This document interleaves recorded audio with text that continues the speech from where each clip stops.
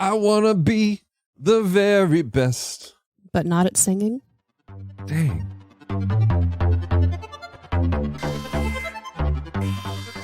Glix, what is going on? We are receiving a signal from a new area on the planet Geekery. All right, let's see what the planet has for us today. Opening forms in 3, 2, 1.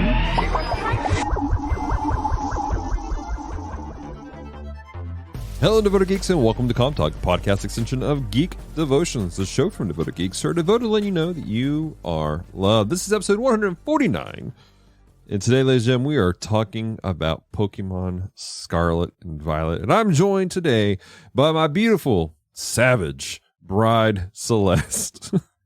Hey, baby, how you doing? Hi. I legitimately wouldn't have said it if you did not regularly make fun of your own singing voice. Know. So, ladies and gentlemen, today's episode, we're going to be talking about the new Pokemon Scarlet and Violet game. It just came out. It came out yesterday. And so kind of a mixture of us getting material for Geek Devotions -- our Christmas gift to each other. Yeah. We've gotten it. And so you guys are going to hear a lot of Pokemon content. Yes. Through our various feeds, through our Twitch channel feed, our Instagram some reviews, and a couple other things, and possibly some devotions and stuff like that. In fact, this episode right here today is you guys will hear it. The normal general feed will hear it, but our patrons will hear it early. Yeah. I think they're going to get probably a full 24 hours. Yeah, at least. To listen to it early. We're trying, guys. We're trying. So anyways, we're in this. Today we're going to just kind of talk about like what the game is, some of the stuff we like about the game, who our starters are, and who is currently on our team. And just kind of give you guys a breakdown. There's a lot of conversation about this game right now. There's a lot of question about whether or not it's a good game. There were apparently some issues with it on the front end. So let's jump into it. Celeste, this is the most important question about any Pokemon game. Yeah. Who was your starter? I don't remember his actual name. I think he's Fuego Croc? Fuego Coco? Spicy Coco? I'm changing his name now. He is Spicy Coco. I named him Fueguanelion. Crap, I can't say it. There's a fire type in Black Clover that I really like, and I was like, I'm gonna name him after Fueguanelion. And I can't figure out how to say it at the moment. Yeah. So The Black Clover fans feel free to laugh at me. The name of the one that she can't remember, the proper name is Spicy Coco? No, Fuecoco.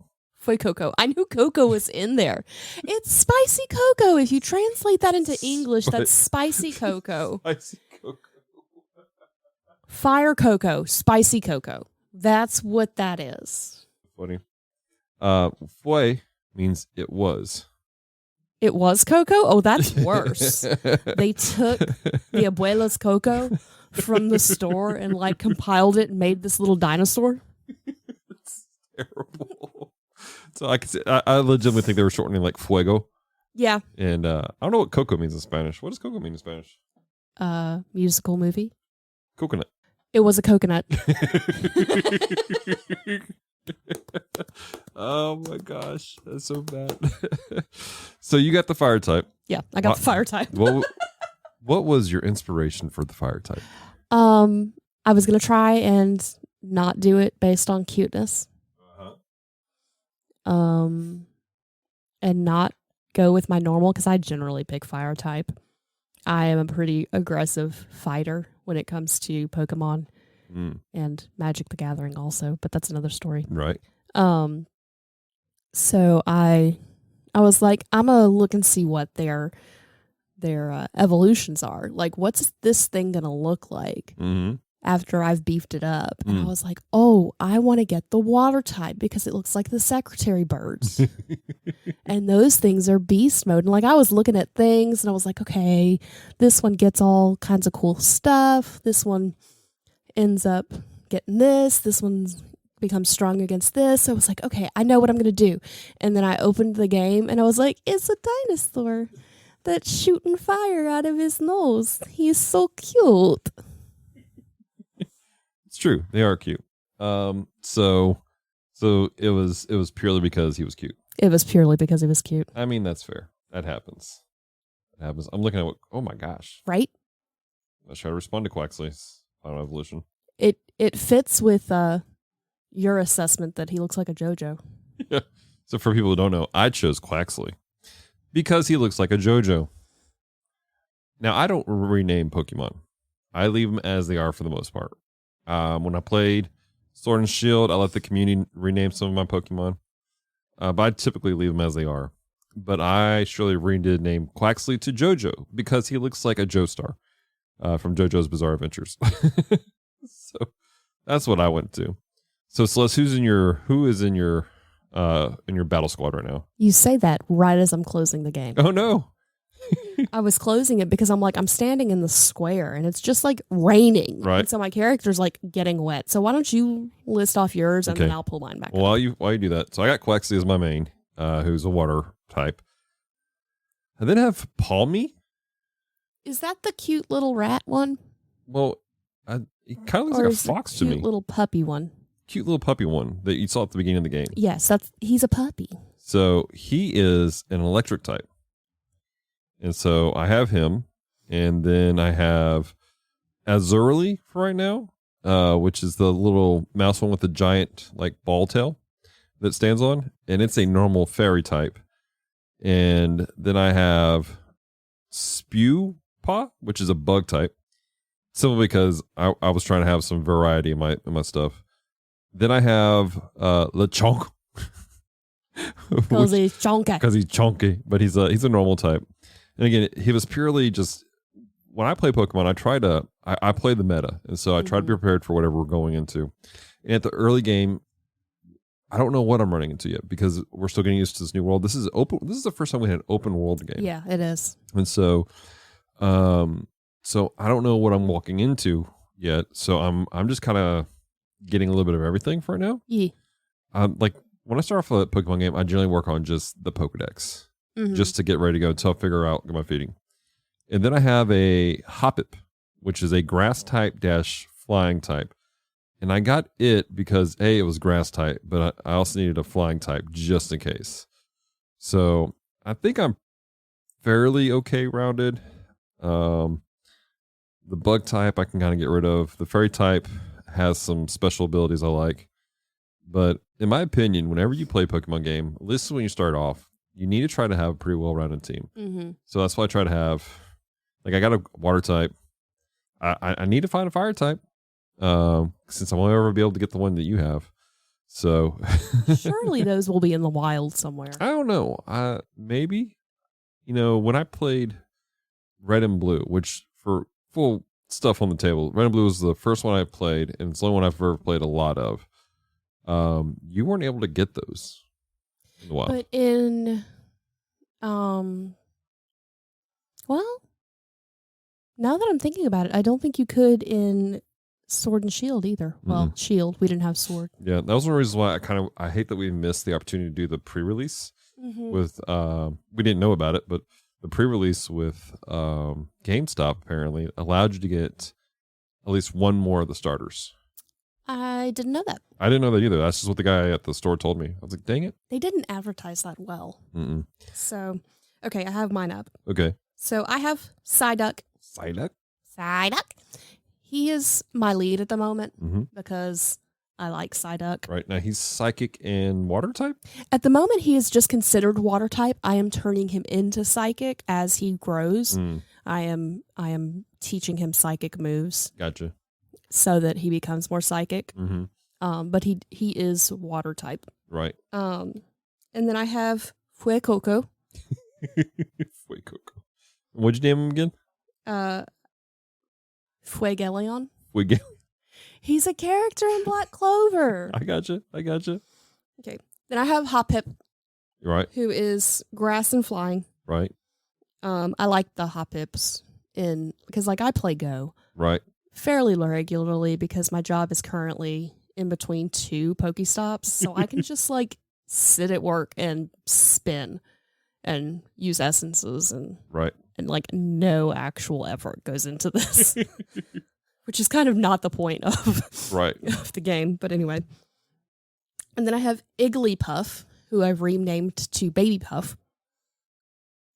And what are you going to do when it evolves into a Jigglypuff?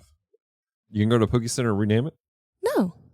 It's always going to be Baby Puff. Yes. Okay. Then I have a Palmy, because I like electric types. And then I have a Yungos, which I have named Murder Ferret. He is a murder ferret.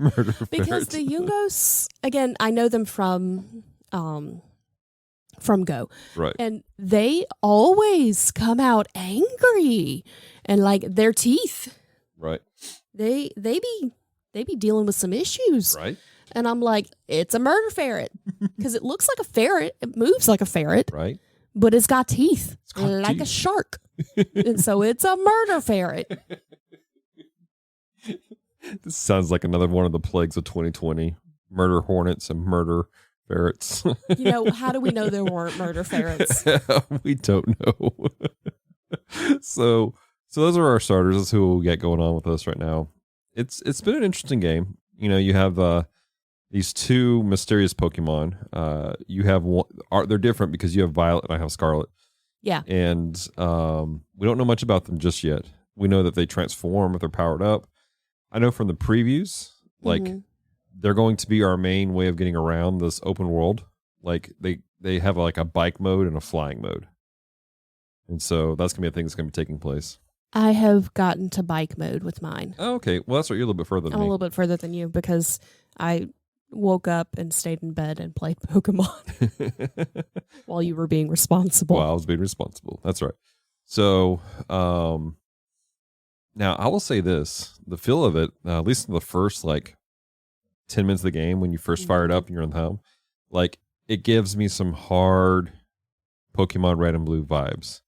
Like you're in the house and you're checking things out in the house. Yeah. I mean, everything about it just screams. And even the sound, like there's the undertone of Pallet Town and like the music. And then even the Poke Center noises, like they seem more like Red and Blue than what the original, or not original, than Sword and Shield did. It's interesting because as I'm going through this game, I can see where they've pulled things because we played Shield and I beat Shield and we have Arceus, although neither one of us has beaten it. Right. Arceus just didn't have a ton of... Arceus was too open. Not enough drive, not enough mission. Its mission was to complete your Pokedex. Yeah, and that's a good mission, but there's not... Like, you... Completing your Pokedex is always a mission, but it's not... It was also world building. Yeah. Yeah, it did a lot of that.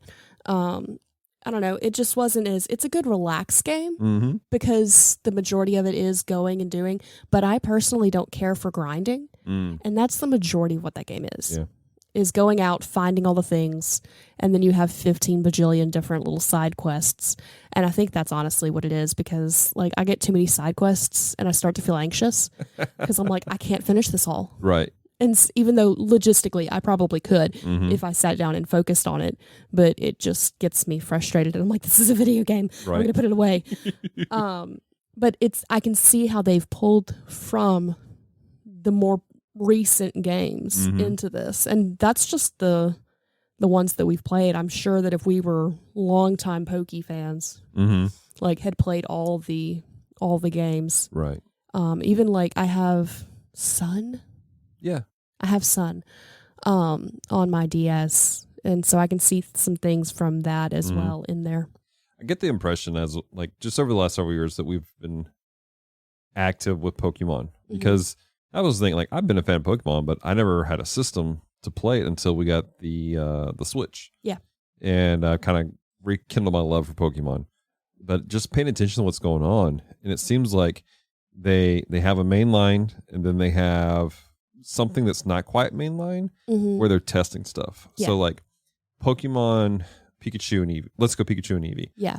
That was a beta using elements of Pokemon Go and testing out some new stuff that led into Sword and Shield. I still want to play that one. Mm-hmm. It looked fun to me.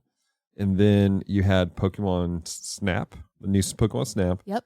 And then you had Arceus, and there's both those have elements that have gone into this game, pulling in the open world aspect and other things. So it seems like, if this is what Game Freak and Nintendo are doing, it's genius. It's putting out small games, using your property to work out new elements that lead people into the next main. Well, it's also figuring out what people want. That's true. Like, I remember hearing a interview with it was just a snippet of an interview, but it was an interview with the guy who's over Zelda. And fans really want to play as Zelda. They don't want to play as Link. I mean, they do. Yeah. But they want the option to like play as Zelda or have a game where Zelda is the character you play. Right. But you kind of get that in the Calamity War. Well, this was before Calamity War came out. But the guy who was the head of it goes, why would you want to play as Zelda? Like, because in his mind, Zelda is stereotypically the princess that is saved. Right. So I wonder if somebody went, well, I mean, let's give it a shot and see. But I appreciate that Pokemon's like, here's a game. Oh, you didn't like that? Oh, you didn't like that? Oh, we need to fix that. It's like I was telling you, I appreciate because I had, in the middle of a field, I was doing something. I was switching my Pokemon around, and I came out of my Rotom to the screen where I could see the field around me, and there was like 6 Pokemon just staring at me with question marks. Right. But at the same time, had I done that in Shield, they would have all attacked me, and I would be dead. Exactly. And that happened in Arceus too. Like, if you stop in the field, they charge you. They charge, and like, you have to get out of the programming to go, let me protect myself. Exactly. So I appreciate that they're just like, hey, you want to play? Yeah.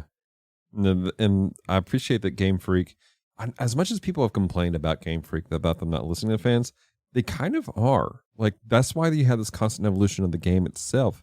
Now, there are some bugs to this game. I was talking with Dave, who's one of our guys. He does the Casual Gamers Society.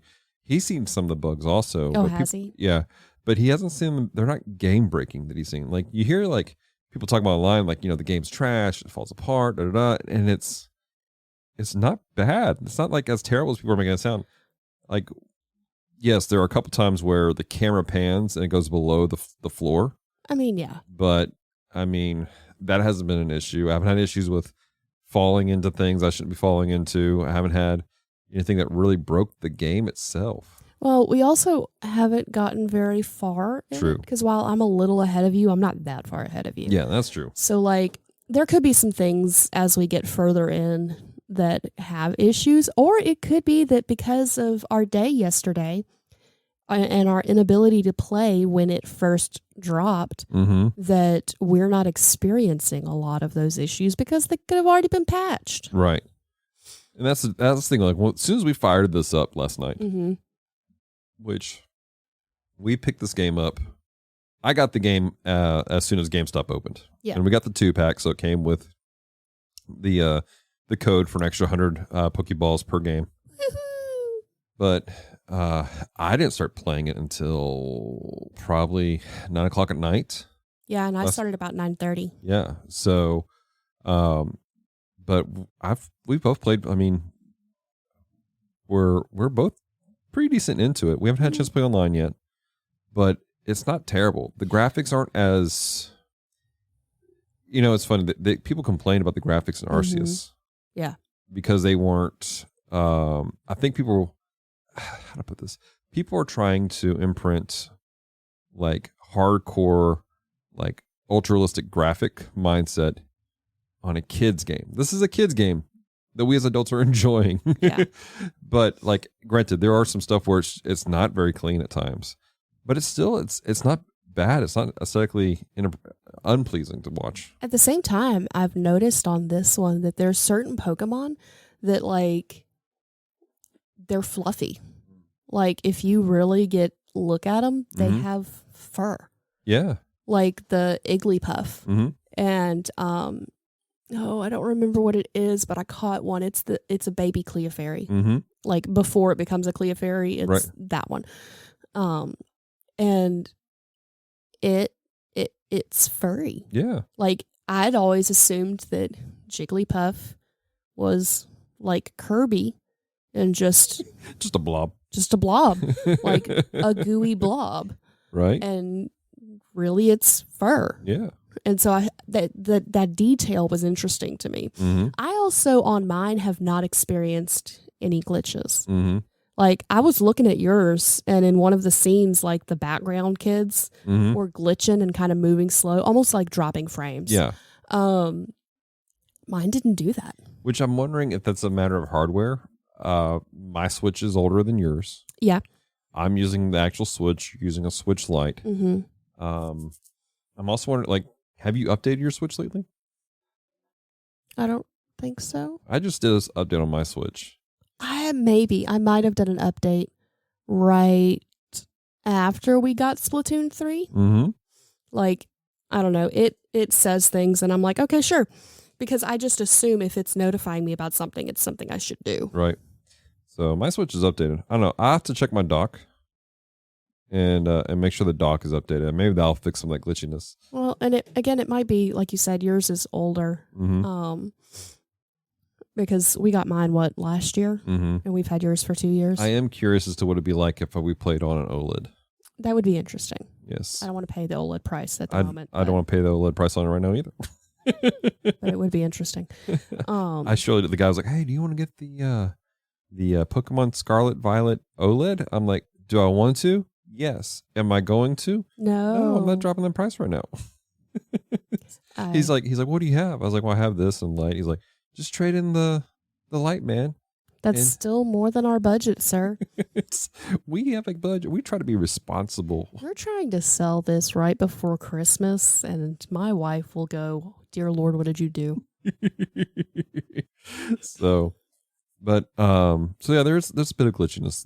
I say glitches. It's I think you described it best. It's kind of like frame rate. Yeah, like the frame drops a little bit, and it's just kind of choppy, like. Mm-hmm. Because specifically in the area that I noticed it on your game, because you've been playing it on the TV. Mm-hmm.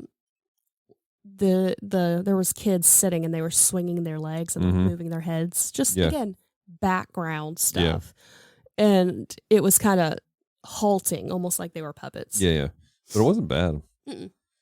So here's a question for you: what do you think of the storyline of this so far? Because to me, it feels very different from traditional Pokemon games. I like it a lot. I appreciate that I don't think you've gotten to this point, but there are 3 separate paths you can take. I might try to do at least 2 of them at one time because they kind of go along the same routes. But one of the storylines has me far more interested than the others. Right. Is it the one with, I feel like this isn't a spoiler. Because it's still kind of in the intro time frame, there you have a phone and somebody hacks your phone and tells you that they're putting you on a secret mission to take out basically this game's version of Team Rocket. Yeah. It's that storyline. That fascinated me. When that came up, I was like, what is this? There is more fascination to be found. Oh, I'm so excited. Like just a little bit ahead of where you are. Because again, I'm only maybe 10, 15 minutes ahead in the game. Yeah. In gameplay. Yeah. If you don't run around too much. Yeah, it's... See, this is interesting to me. The previous games, it was always, okay, you're out to be the very best that ever was. And then there was always like a small, tiny mystery that you didn't really get to really dive into. You had to pay attention to it, but it wasn't a big deal. This one, it's like, here's a whole path to go help basically the Gary of this one to collect herbs and fulfill his mission to become basically a Pokemon medic. Yeah. And then you have your main one, which is the gems. Right. But then this one right here, I'm like, man, this is probably the most edgy, adultish, like intriguing storyline I've seen in a Pokemon game. It's definitely got an interesting mystery. Mhm. Side note, just because I just thought about it Mm-hmm. when you said gems, did you see the character that looked like I can't think of his name in Shield, but the guy we were like, hey, look, it's Charlie Allo. Yeah. If you talk to him and you've beat all the little trainers that pop up, Mm-hmm. like there's 4 of them in Yeah, that yeah. area, he gives you something. Yeah, I did that. Okay. I just thought it was funny because I'm like, oh, it's the guy from the last game. It's Charlie. It's Charlie. Shout out to Charlie Allo of Louisiana Sin Was a God. So if you know Charlie, tell him we said hi in our podcast. But no. To me, the storyline is far more interesting, and I'm barely into it. It's definitely, I like that there's so many different paths Mhm. because again, you always have the goal of doing your Pokedex. Right. You always have gyms, but these other 2 side stories Mm-hmm. are fascinating to me. One, because it's a mystery, and one, because I'm sitting here going, well, it's something different. Mm-hmm. And you can kind of choose which one you want to do. Yeah. And also, I think it gives the game more playability. Yeah. Because on Shield, I could have gone back and played more, but once I beat everything, beat all the gyms, beat all the champions, there really wasn't a lot of reason to. Yeah. Like, I haven't picked the game back up Mhm. because I did it. Right. Like, I know there's more stuff to do, but Right. eh. Now I'll say this. We've talked about how it's kind of open world. You can do whatever you want to. Yeah. I did hear somebody on TikTok say that while there is no official path, things don't scale. What do you mean they don't scale? So traditional Pokemon game, you're in this area and the gym leader of the Pokemon are at a level that you should be able to handle. Oh, I was wondering about that. I didn't know what to call it, but I was wondering about Yeah, it's that. called scaling. So there's no scaling, So you can literally go in any order you want. but if you're not ready for it, you're just going to get slapped around. So that's a challenge that some people have. Look at Bad Donkey, okay. I went away from the mic because No, I we'll figured put that in there. didn't need to be in the podcast. I'm always a fan of quoting Muppets from Space because it is the greatest Muppets movie ever. That's a different podcast and a different argument that we have semi-regularly. So, but anyways, so again, we're probably 5 or 6 hours into the game. Initial thoughts: is this game worth playing at the moment? I think so. Mm-hmm. And I think, honestly, if you're new to Pokemon, we have a friend who is new to Pokemon or might be new to Pokemon. He is considering getting the game. It'd be a good game for a starter. Yeah. Like, it's a good intro. It's a kid's game, so it walks you through stuff. Yeah. There's some functionality. You don't necessarily have to know the lore, which that's true with all the Pokemon games that I have come across. You don't have to know the lore to understand what's going on because they explain it to you because they are targeting towards kids. They understand that, 5-year-old Jimmy has not been alive long enough to play the games. Right. So mom and dad just got him whatever was new. Exactly. It's I'm enjoying it. I think it's worth playing. I think it's worth getting. Nintendo hasn't been the greatest about updates, but Pokemon Company knows that they have to. This is their big money maker. They put a lot of money into this. I think this might be the only game that Game Freak does. Yeah. I don't know. I have to look up. If you guys know, look it up. But I'm just saying this right here. I have a lot of nostalgia for the property. But even if I didn't have nostalgia, the storyline, especially with this this mysterious thing that's going on with the person who hacked your phone, it's drawn me in more than I think any previous Pokemon games did. Like, I enjoyed Sword and Shield. I enjoy Arceus to a degree. Pokemon Snap is kind of meh, but this is pretty lit actually. So Okay, so I Googled it. They have a game called Little Town Hero. Came out in 2019. One called Giga Wreckers. One called Harmonite. One called Pulseman. They did one of the Yoshi games. Drill Dozer, Mendel Palace. A lot of mostly Pokemon. They did the Mario and Wario game. Oh, cool.